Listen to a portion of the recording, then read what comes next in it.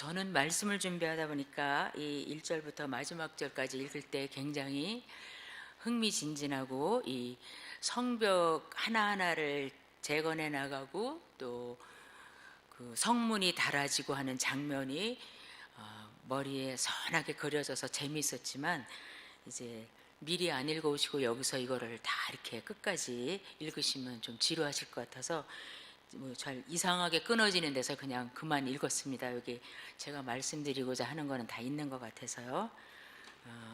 이 우리가 잘 알다시피 지금 예루살렘 성벽을 무너진 데는 다시 만들기도 하고 또 좀 허물어져서 보수가 필요한 데는 보수하고 이제 그러는 장면인데요.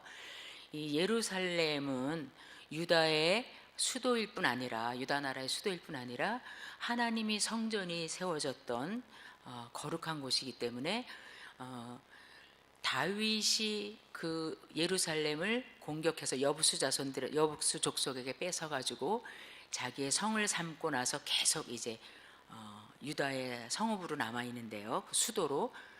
그래서 다윗이 거기서 정치를 했던 곳으로 생각하면 우리가 다윗성이라고도 부르지만, 하나님의 성전이 그 옆에 그 안에 거하여 있기 때문에 우리가 거룩한 성이라고 하고 시온이라고 이제 부르죠. 근데 우리가 잘 알다시피 이제 이 예루살렘 성이 지금 완전히 회파가 됐죠. 그 바벨론에게, 느부갓네살에게 공격을 당하면서,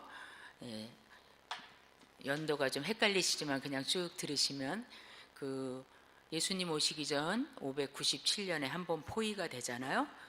포위가 돼서 예루살렘 좀 위기에 있다가 그냥 그런 대로 또 한 13년, 597, 그쵸, 11년 정도가 지나갔다가 이제 586년에 느부갓네살 왕이 다시 한번 와서 이제 예루살렘 성을 다 함락하고 그 다음에 성전을 다 회파해버리죠. 회파해버리고 그 상태에서 유다 사람들을 다 포로로 잡아가고, 유다 땅에는 정말 비천한 자들, 성경의 표현에 의하면 비천한 자들만 남겨놓고 그냥 방치해 놓은 상태죠.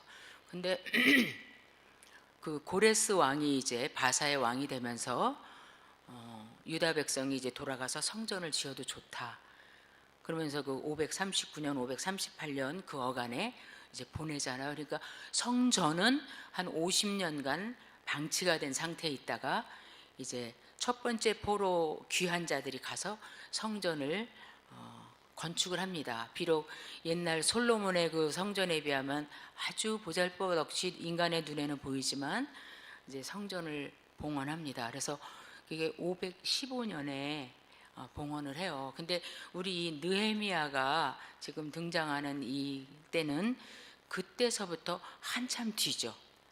왜냐하면 445년, 444년 어간이니까 성벽이, 그러니까 유다 백성들이 바벨론으로 끌려간 때부터 계산하면 거의 150년 지났을 때요. 거의 150년. 그러니까 150년 정도, 말하자면 우리 서울같이 이렇게 수도가 그냥 아무것도 손도 안 댄 채로 그냥 방치해 있었던 거죠. 굉장히 오랜 세월이죠. 그러니까 그거를 만약에 우리가 재건한다 아니면 중수한다 할 때 우리 마음에, 우리가 교회에 무슨 예를 들어서 화장실 하나만 고장나도 고친다 그러면 2, 3일 걸리고, 또 우리가 저쪽 예배당에서 이쪽으로 우리 이사 올 때, 이전할 때 정말 몇 달 동안 몇 분이서 수고하셔가지고 이렇게 됐잖아요, 우리 건물이. 근데 굉장히 큰 공사죠.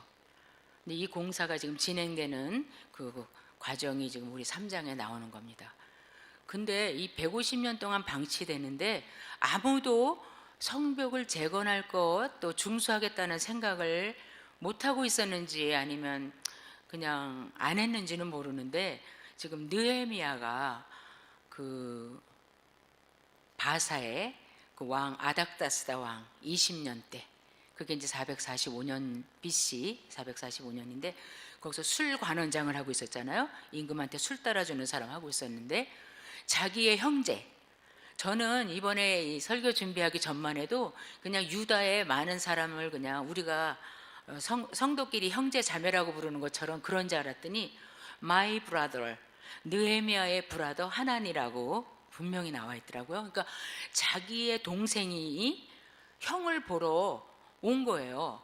그 이국 땅에까지 예루살렘에서 오니까 느헤미야가 야 거기 어떻게 됐니? 그러니까 말도 말라 그러면서 백성들은 막 공고하고 업신여김 당하고 조롱당하고 환란이 심하고 뭐 성벽은 다 무너지고 아유 문짝들은 다 성문들은 불타 없어지고 이렇게 얘기를 있는 대로 살던 사람이니까 전해준 거죠. 근데 느헤미야가 그걸 듣고 그래 뭐 150년 지났으니까 그럴 수도 있지 이게 아니라 계속 며칠 동안 통곡하고 애통하고 막 슬퍼하면서 그러다가 나중에는 기도를 막 하죠. 하나님 앞에.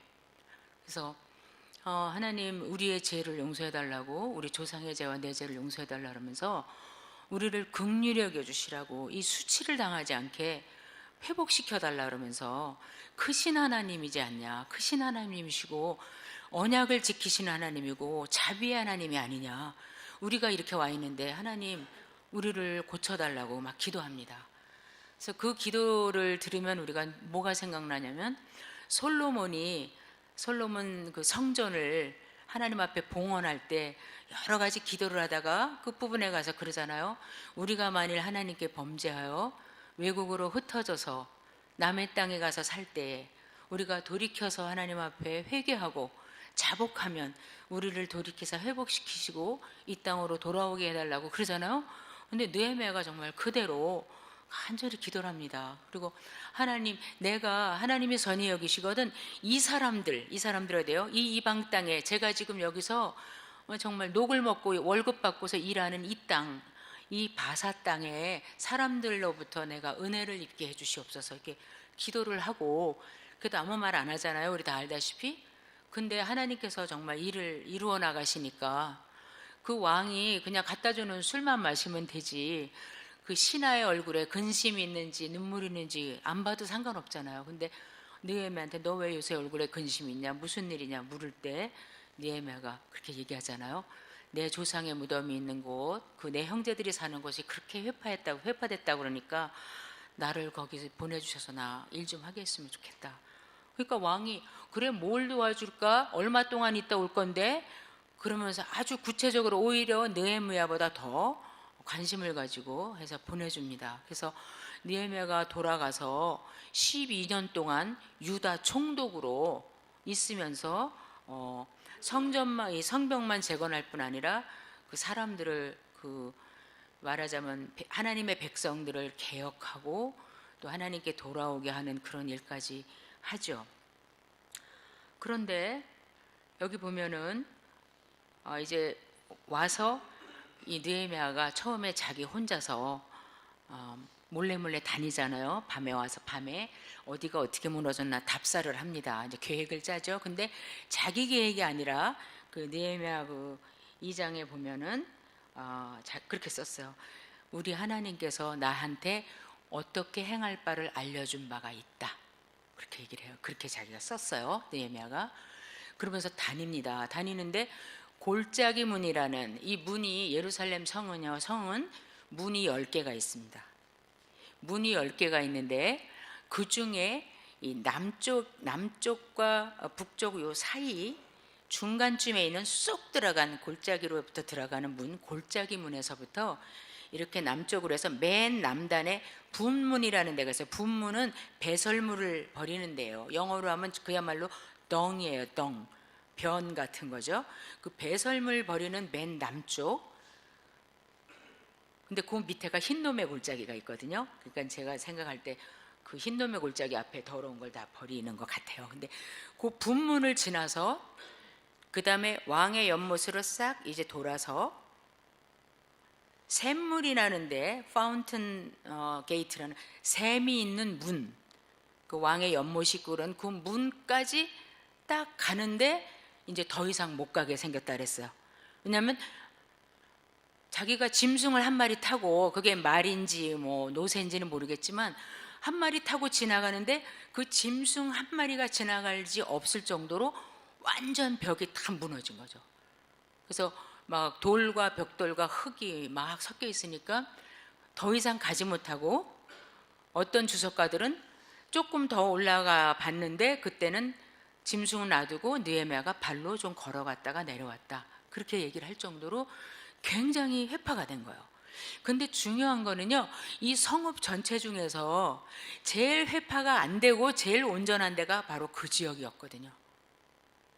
이 3장을 쭉 읽어보면 거기 그 지역 그 부분을 중수할 때는 굉장히 빠르고 사람들이 조금밖에 안 투입됩니다. 그리고 막 한 팀이 1000규빗 450m 정도를 한 팀이 막 중수할 정도로 조금씩 이렇게 바르고 메꾸고 그러면 될 정도의 장소가 거긴데, 느헤미야가 글로 지나가면서 너무너무 망가졌구나 이걸 느낄 정도면 다른 데는 엄청 망가진 거죠.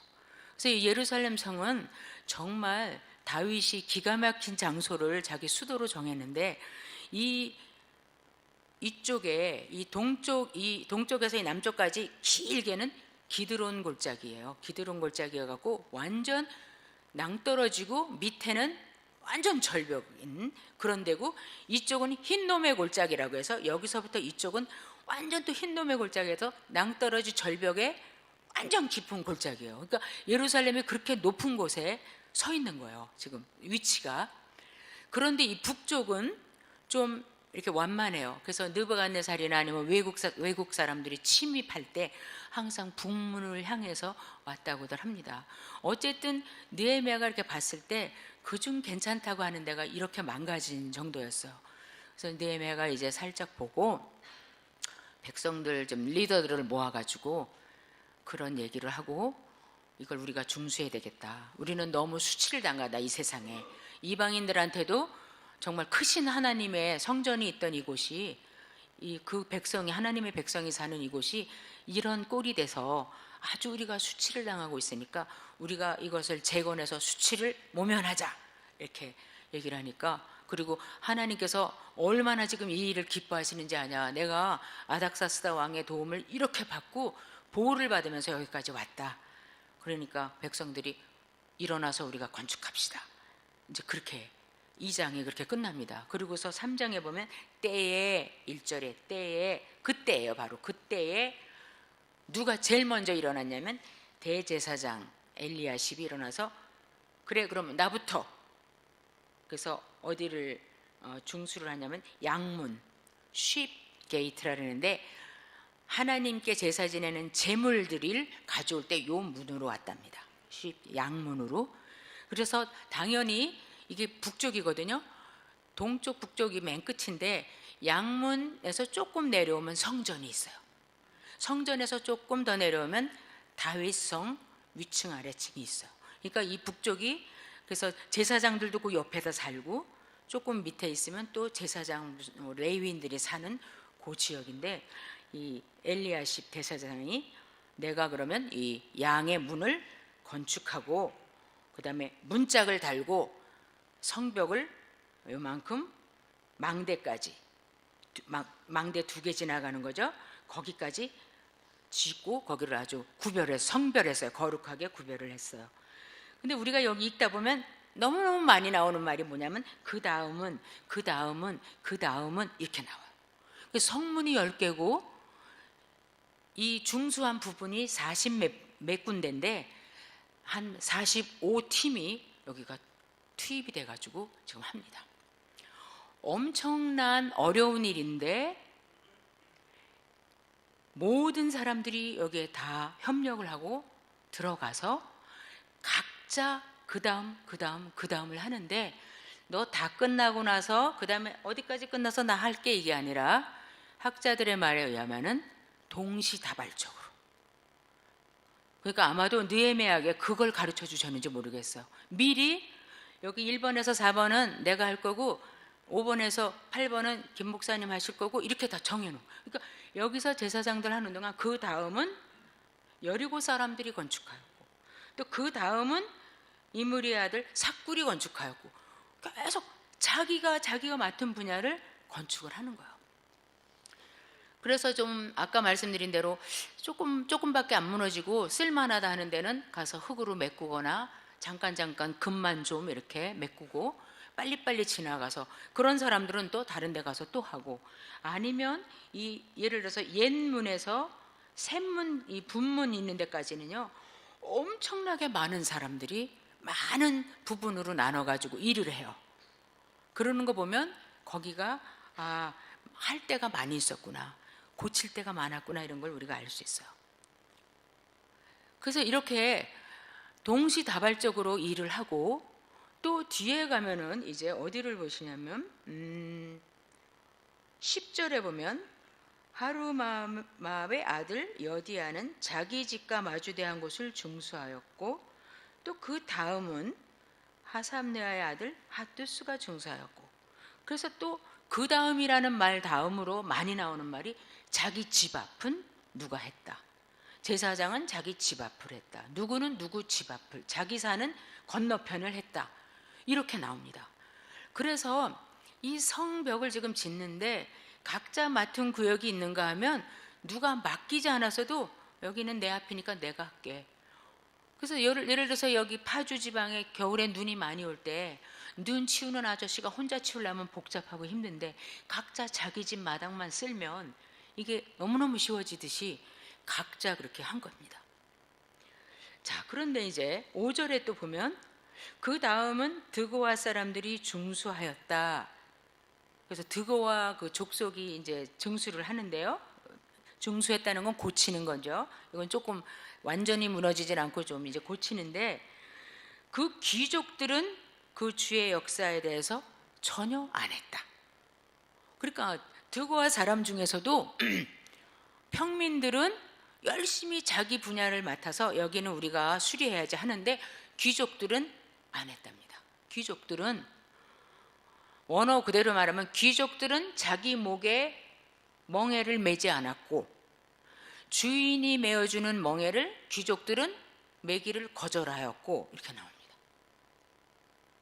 그러니까 멍에를 메고 마땅히 가야 되는데 귀족들은 자기 분야를 안 한 거죠. 그래서 이 지금 성벽을 재건하는 데 보면 여러 모습이 나옵니다.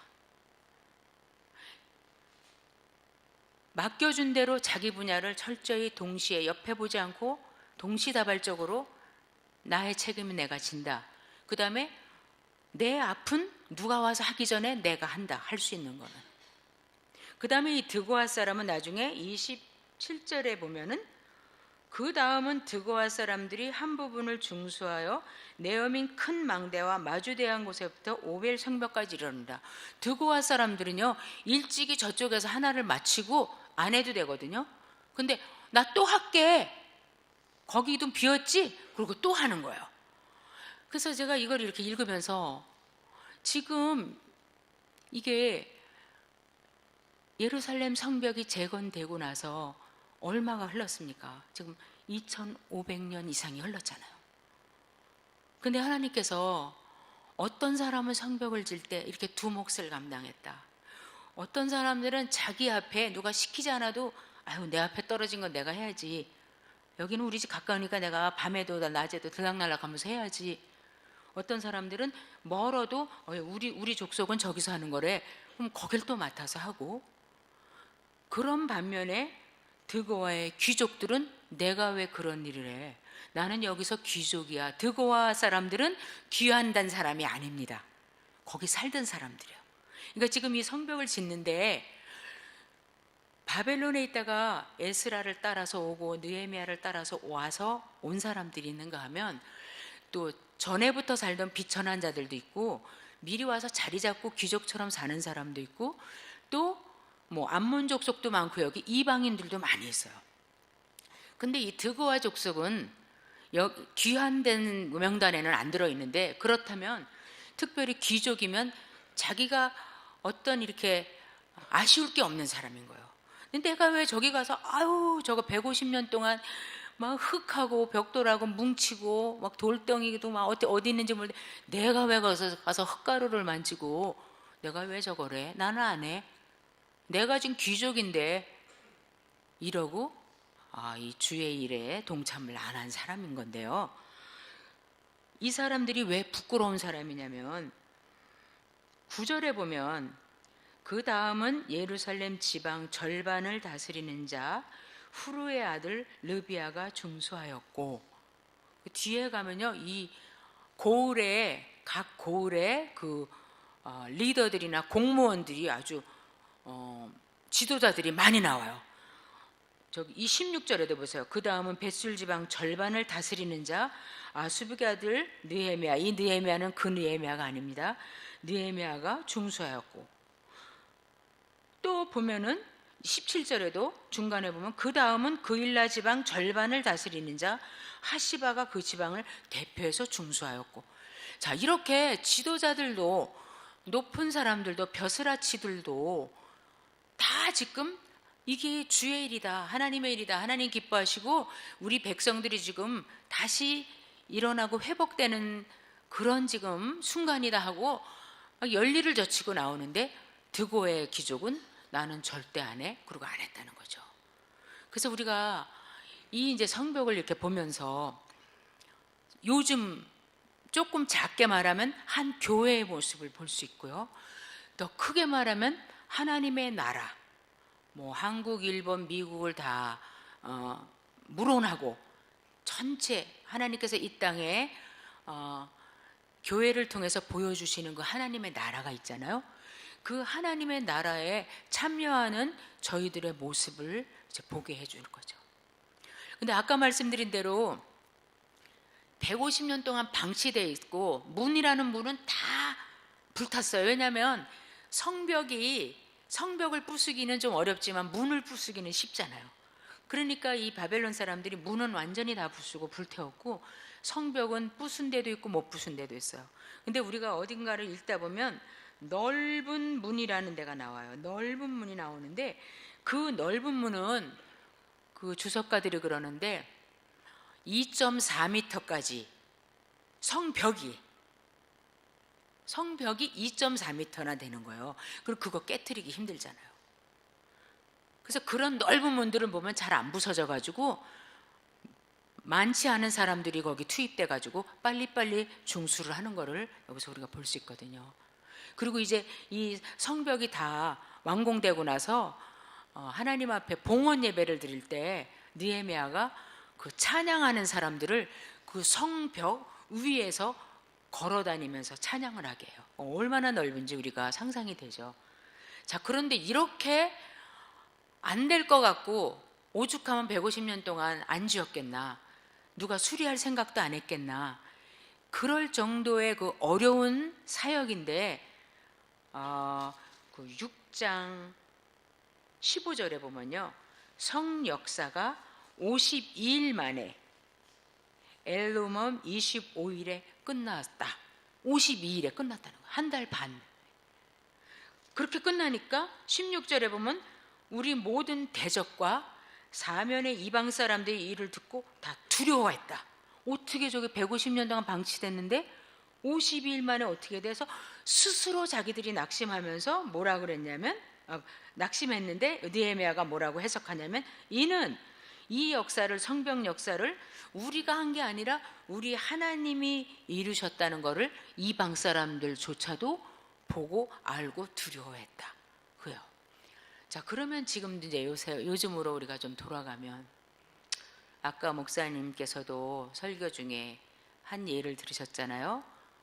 어떤 큰 교회 목사님이 나오셔서 이 상태로 가면 한국 교회가 없어지는 게 낫다, 뭐 그런 류로 말씀을 하셨다는데, 어찌 보면 우리들이 볼 때도 낙심되는 게 많이 있습니다. 한국 교회뿐 아니라 미국 교회나 우리가 아는 대로 또 우리 자신의 모습을 볼 때도 완전 무너진 것 같고 고칠 수 없는 존재들 같고 그럴 때가 있어요.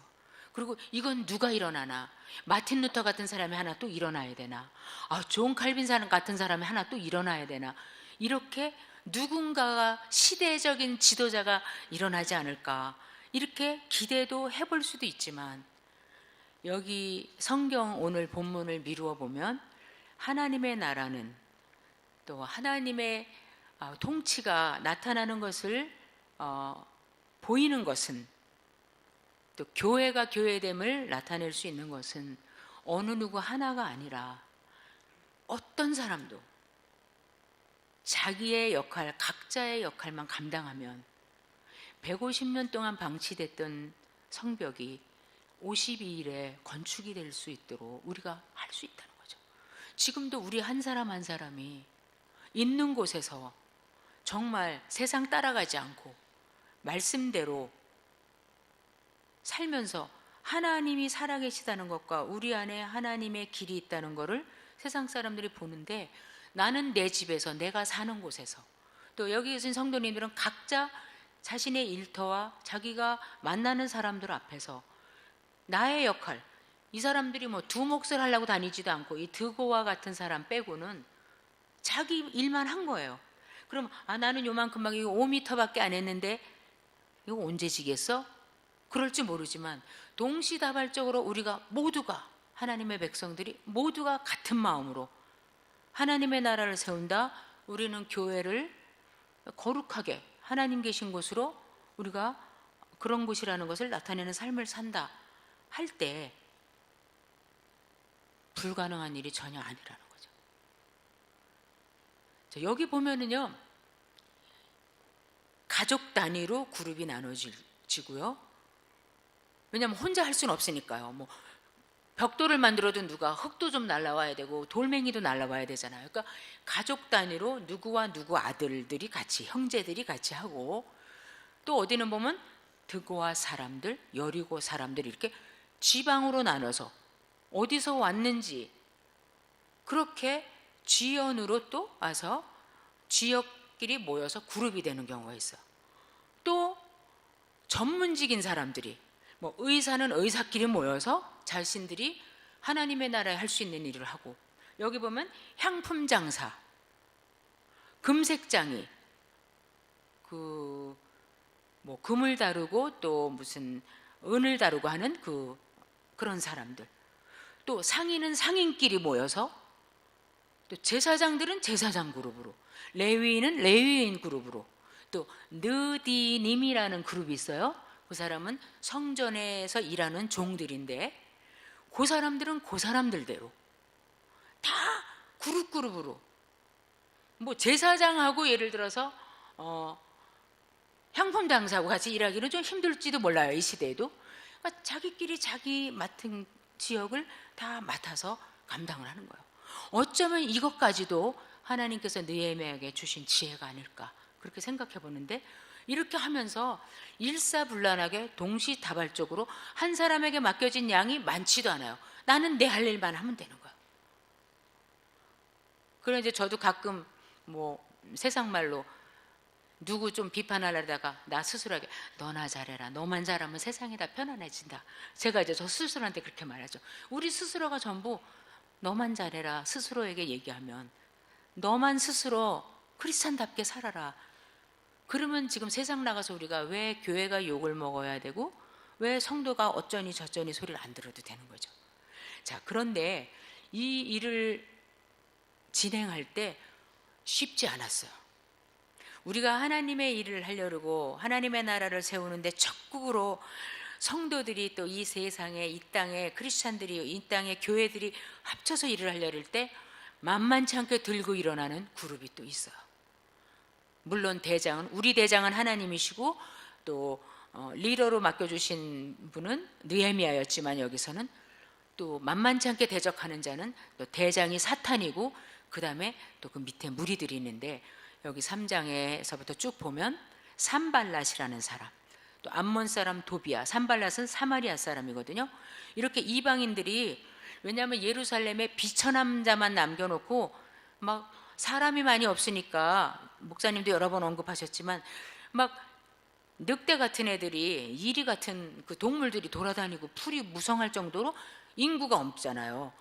그러니까 뭐 사마리아 사람도 와서 살고 암몬 사람들도 와서 살고 자리 잡고 이제 이 지역에 유지가 되고 그랬는데, 느헤미야를 비롯해서 딱 성도들이 바벨론에서 돌아와서 막 숨도 안 쉬고 정말 주의 일에 열심을 내니까 방해가 엄청 심했어요. 처음에는 막 비웃었죠, 그죠? 비웃고 조롱하고 뭐 하냐고 그러고, 그러다가 계속 지어가니까 나중에는 막 협박도 했어요. 그러다가 나중에는 본격적으로 와서 막 방해를 하다가 나중에는 느헤미야를 음모해갖고 죽이려고 어디로 나오라고 그러고 이랬어요.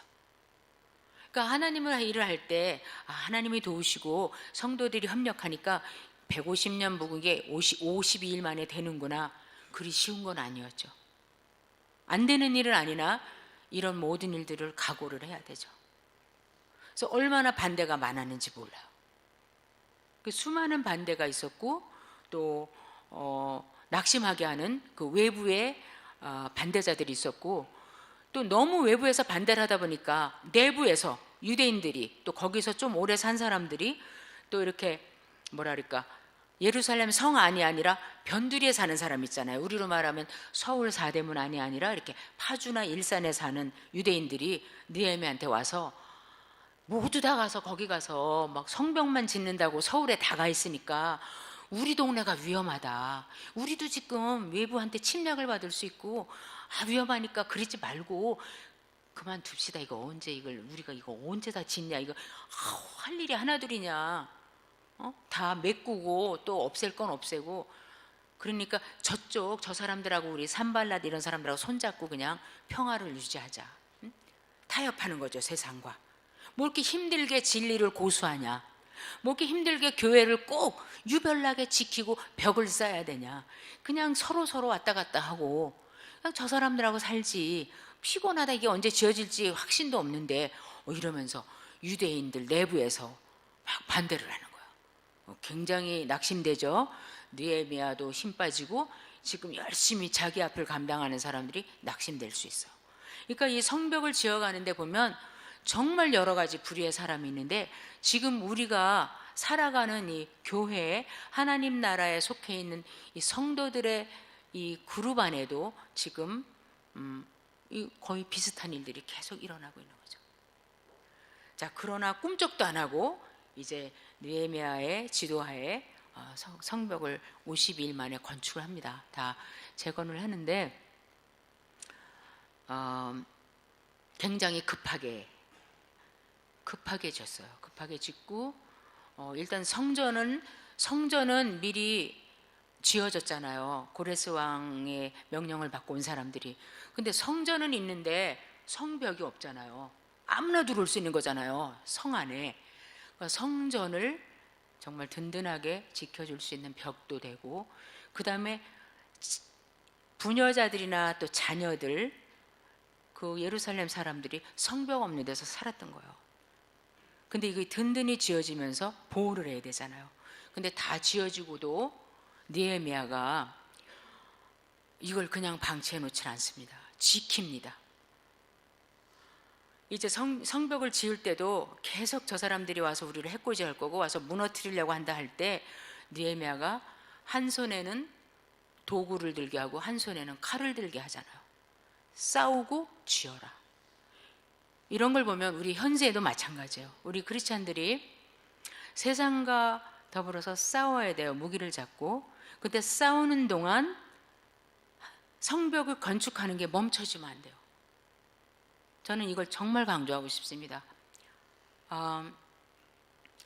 미국을 봤을 때 제가 한 20년 전에 염려하던 것이 저렇게 됐다는 마음이 있고 우리나라도 지금 그리 될 것 같다는 마음이 드는데 제가 칼빈 다닐 땐가 그 조금 이후인가에 한창 뭐가 이슈가 됐었냐면 미국의 그 크리스찬들한테 낙태, 정부에서 낙태가 범죄가 아니다, 낙태를 허용하는 법을 그 개헌안으로 내놓으려고 했을 때 크리스찬들이 계속 이거는 아니다고 막 반대 운동하고 어린이들 무덤을 막 이렇게 가상으로 만들어 놓고 거기다 꼬맹이 십자가를 다 세워놓고 막 살인하는 거라 그러면서 막 시위하고 그랬거든요. 근데 그때 제 마음에 어떤 생각이 살짝 스쳤냐면 저것도 해야 되지만 교회 안에서 우리 자녀들한테 낙태하는 거는 죄다. 또 청년들한테 하나님 주신 생명은 존귀하다. 절대로 그렇게 유산시키거나 낙태하면 안 되고 또 우리에게 생육하고 번성하라고 하셨으니까 하나님께서 말씀하신 대로 우리는 믿음의 자손들을 번성해야 되는 것이 마땅하다. 이거를 가르치면서 동시에 해야 되지 않는가. 저렇게 밖에서 무기만 들고 싸우기만 하고 성벽을 건축하지 않으면 나중에 어차피 우리는 성벽이 없어서 굉장히 위험 가운데 계속 있거든요. 그렇다고 성벽 짓는다고 이쪽 지어놨는데 저쪽에 와서 또 무너뜨리고 그러는 것도 방관할 수는 없는 거예요. 그죠? 근데 지금도 그러더니 지금 결국은 미국이 몇 년 새에 교회가 무너지고 있잖아요. 교회에서 동성애 허입하죠. 진짜 성도라는 사람들이 낙태 당연히 하죠. 이렇게 되거든요. 왜냐하면 그 한 세대가 지나가고 다음 세대가 왔기 때문에. 근데 우리도 보면 사회에서 거스려서 싸워야 되는 일이 있어요. 무기 들어야 되는데 그러면서 우리 자녀들이 그냥 방치되는 거는 놔두면서 성벽을 세우지 않는 이런 일이 분명히 있는 거죠. 그러면 우리는 지금 1세대니까 그거는 말도 안 돼. 지금 동성애도 말도 안 돼. 아유 이거는 말도 안 돼. 이게 뭐야? 남성과 여성이지 뭐야 이게 또. 이러고 우리는 이해가 안 되고 용납이 안 되잖아요. 그러나 이제 물들어서 살은 우리 다음 세대 애들은 아주 당연한데 성경을 보면 아니라고는 하지만 자기들은 이미 그 물에서 살았기 때문에 우리들이 생각하는 것만큼 그렇게 거부감이 안 일어날 수도 있거든요. 그래서 이런 경우도 정말 아까 제가 이게 성벽이라고만 생각하지 말고 우리가 하나님 나라를 세우고 든든하게 해나가는 각각의 예루살렘 주민들과 같이 우리가 일원이라면 무기를 들고 싸울 때 정면 돌파 싸우고 그 다음에 내가 지어져 가는 건 계속 지어야 돼요. 내 집을 짓지 않고 적이 온다고 싸우기만 하면 우리들의 집은 언제 지어요? 그죠? 그래서 느헤미야가 무기 들고 또 집 짓고 그러면서 집 짓다가 느헤미야가 뭐라 그러냐면 나팔 부는 자를 자기 옆에다 놓고 있다가 나팔을 크게 불면 모이라는 거예요. 이거 왜 모여요? 나팔 부르면 모이면 전쟁하는 거잖아요. 그러니까 너는 열심히 저 사람들 오면 어떻게 불안해하지 말고 열심히 빨리 성벽을 지어. 불안해하지 말고. 그러나 여기서 나팔을 불거든 모여라 무기를 들고. 그런 거 그죠?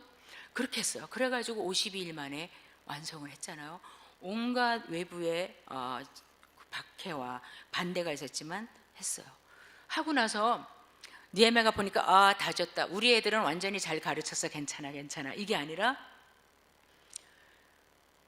파수꾼을 세워요.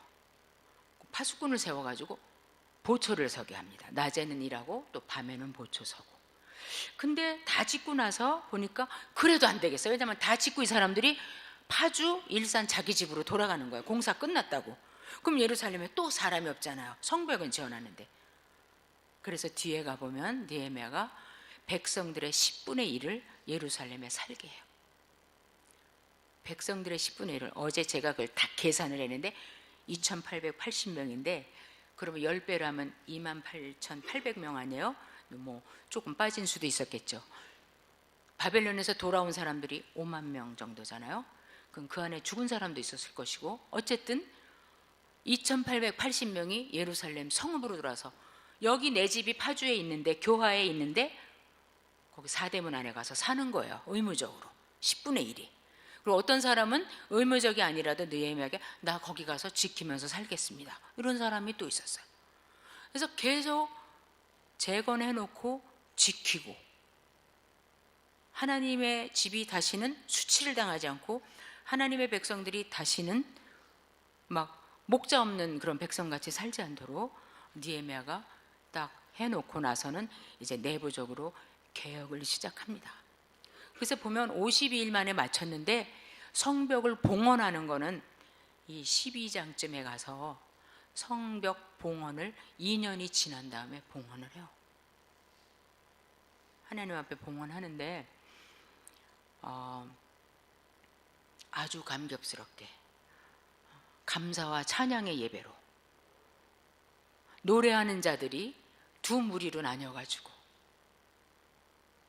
골짜기 문에서 시작해서 에스라를 지휘자로 해서 오른쪽으로 이렇게 돌아가게 해요. 성벽 꼭대기서.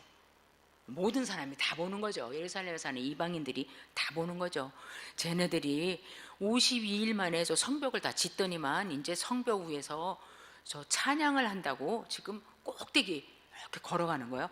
또 골짜기 문에서 이쪽 방향으로는 느헤미야가 직접 인솔해가지고 또 노래하는 자들을 데려가는데, 이 사람들이 감사 찬송을 계속하면서 올라가서 성전에 가까운 양문과 그 수문 그 사이에 성전 옆에 문 앞에서 다 모여서 거기서 하나님 앞에 큰 예물을 드리고 제사를 드리고 기쁨의 찬양을 하고 그럽니다.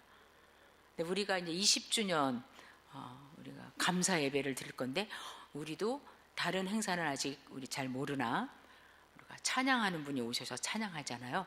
그래서 우리도 참 비슷하네, 제가 이제 혼자 생각했는데, 이렇게 해서 이제 성벽이 재건되고 또 백성들이 다시 기뻐하고, 우리가 이렇게 50년간 성전이 방치되어 있었고 없는 대로 살았고 150년간 우리의 정말 거룩한 성이 회파돼서 가망이 없는 줄 알았지만, 하나님께서 우리를 긍휼히 여기사 우리가 자복하고 주 앞에 돌이켰을 때 이렇게 길을 열어주시는구나, 이거를 알면서 큰 기쁨이 있었으니 이는 여호와께서 그들에게 큰 기쁨을 주셨음이라 그랬어요. 이걸 보면서 우리가 세상을 보면서 그리 걱정만 할 필요는 없다. 내 앞을 내가 책임진다. 전도도 마찬가지잖아요. 먼데 가서 내가 누구를 전도하려고 막 그것도 좋지만, 왜냐면 그렇게 부름받은 선교사님들과 그렇게 특수하게 뭐 낙도 전도나 뭐 이렇게 부름받은 분들이 있어요. 그러나 이 성경의 교훈에 의하면 내 집 앞을 내가 책임지는 거죠. 내 형제 중에 아직 돌아오지 않은 사람, 내 직장에서 늘 보는 사람, 내 이웃 중에 늘 인사하는 사람, 그 다음에 꼭 전도 못해도 항상 보기 때문에 그냥 웃어주면 증거가 될 수 있는 그런 곳. 근데 우리 성도들 한 사람 한 사람이 다 자기 살고 있는 데서 다 그렇게 한다.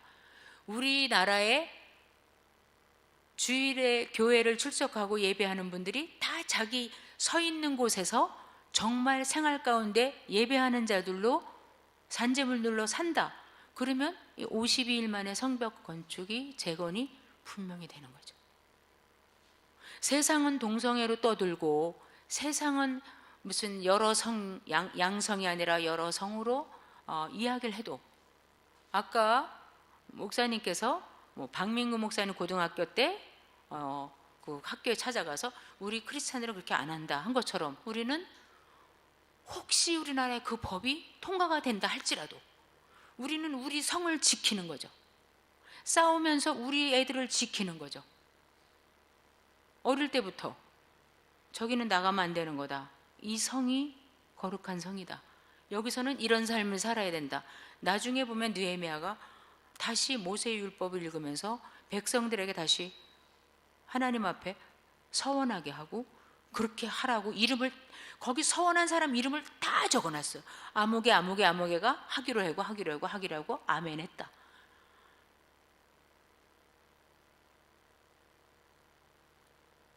하나님께서 이 세상과 역사의 주인이신 데서 은퇴하시지 않는 한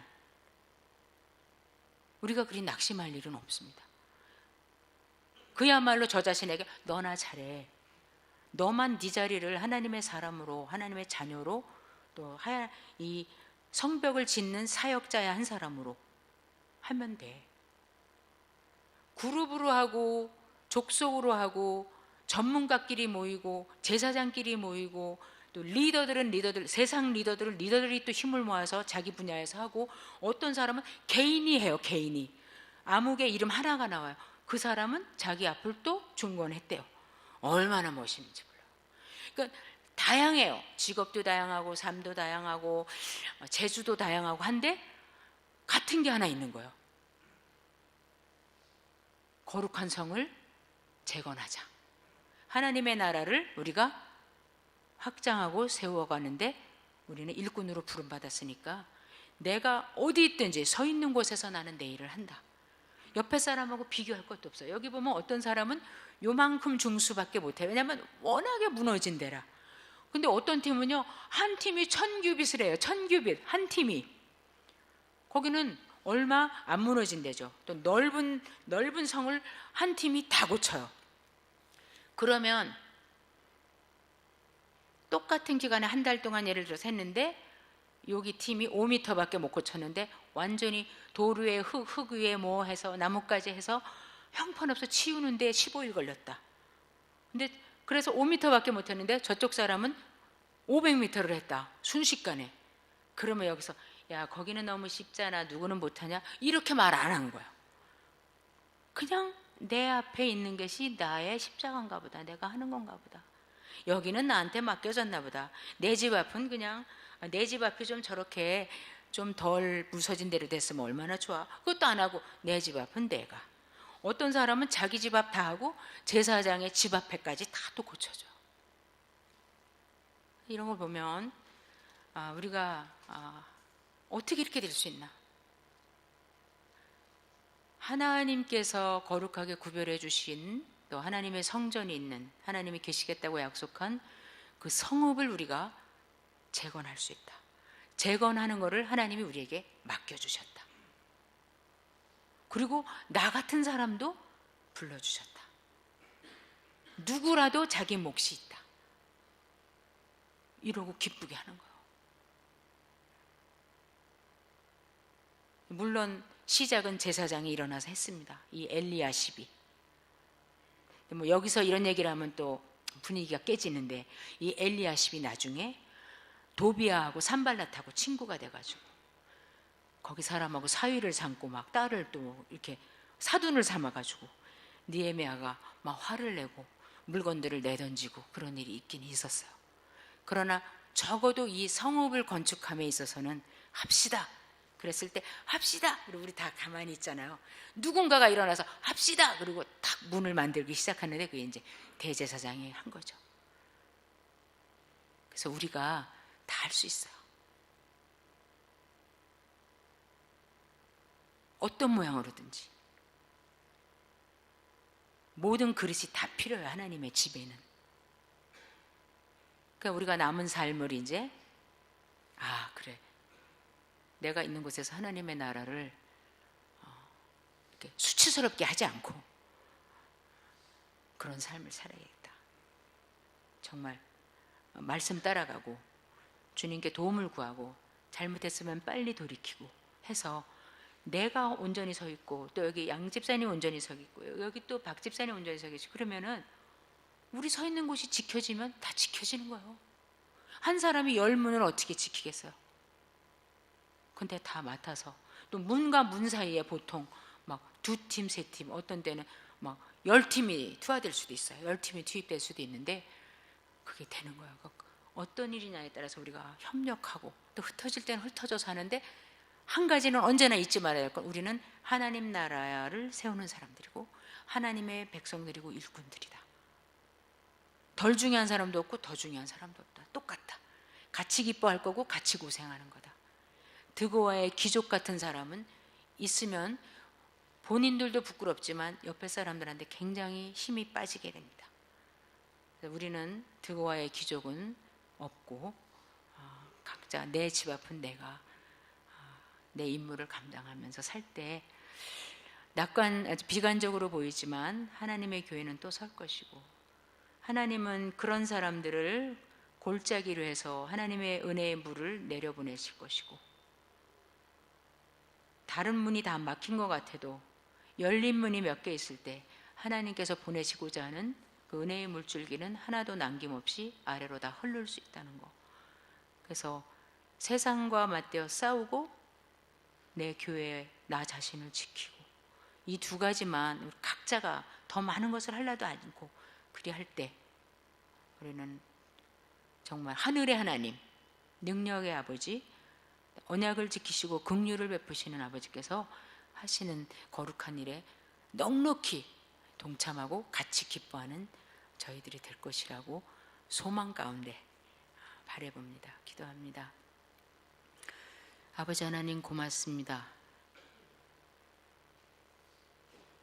하나님께서 원하시는 모양에서 우리가 생각에서나 삶에서 벗어날 듯 할 때마다 아버지 하나님께서 말씀을 주심으로 낙심 가운데는 또 소망을 가지고 일어나게 하시고, 또 우리가 주님이 슬퍼하시는 일을 할 때도 말씀 가운데서 또 다시 주님을 기쁘시게 할 용기를 얻게 하시는 것도 감사합니다.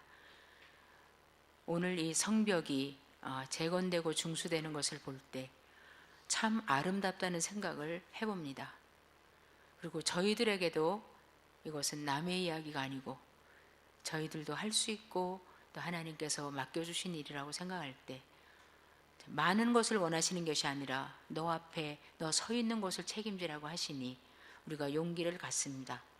하나님 아버지께서 또 우리가 내일부터 세상에 나가서 맡겨주신 일들을 하며 살 때 정말 한 손에 무기를 들고 한 손에는 하나님 나라를 건축하는 그 도구를 가지고 또 승리하며 열매가 있는 한 주간을 또 살다가 주 앞에 또 모이고 모이는 그러한 삶을 살 수 있도록 아버지 도와주시옵소서.